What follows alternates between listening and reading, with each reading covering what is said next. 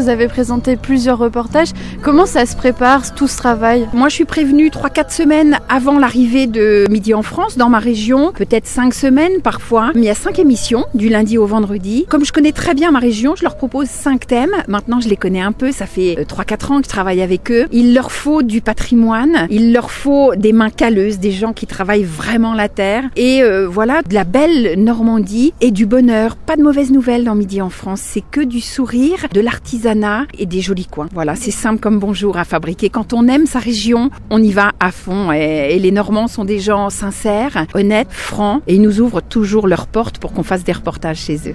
Vous avez présenté plusieurs sujets. Est-ce qu'il y en a un particulier qui vous tient à cœur? Celui que je vais faire pour la dernière émission, parler un petit peu des plantes extraordinaires qui poussent dans le Nord Cotentin. Parce que je voudrais qu'on ne regarde plus la carte de France avec Cherbourg tout en haut, où souvent les températures sont les plus fraîches en été, mais aussi les plus douces en hiver. Ils regarderont plus les gens d'ailleurs comme avant, parce que c'est un climat hors norme, avec des gens hors normes. C'est beau et c'est bon notre Nord Cotentin. Vous êtes aussi botaniste. Quelles plantes vous allez nous présenter? Alors, je vais parler des plantes qui poussent ici sans aucune protection. Donc des cactus qui peuvent pousser dans le Nord Cotentin sans être protégés du froid. Des plantes grasses, des dracénas et puis une plante en particulier qu'on trouve ici, qui vient des Canaries, qui s'appelle la vipérine, qui peut monter à 4 mètres de hauteur. Elle fleurit bleue comme le ciel normand. Elle est vraiment étonnante et détonnante. Mais attention, elle porte le nom de vipérine parce qu'elle pique un petit peu. Elle a des petites aiguilles le long des feuilles, donc on n'y met pas trop les mains. Donc bientôt vous serez à Sainte-Mère-Église. Est-ce que vous avez déjà préparé des sujets? Alors je serai d'abord à Saint-Valery-en-Caux dans un mois, pile poil, et après Sainte-Mère-Église. Alors j'ai déjà tourné les 5 reportages pour Saint-Valery-en-Caux.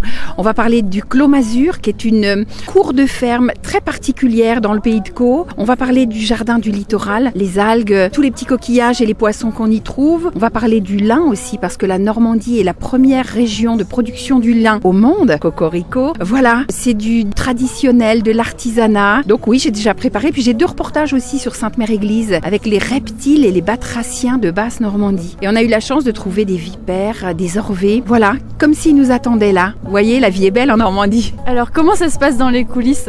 Dans les coulisses, c'est exactement comme on se parle là maintenant. On a un Laurent Boyer qui est très généreux, simple, vraiment simple comme bonjour.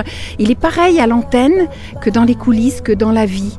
Voilà, un Laurent Boyer franc et sincère. Un dernier mot pour nos auditeurs? Écoutez, pour les auditeurs, Midi en France, c'est du régal. On n'a plus de soucis quand on regarde cette émission. C'est du beau, du bon, du tranquille et ça donne envie de voyager, c'est pas mal. Et même si on ne peut pas se déplacer, au moins on rêve.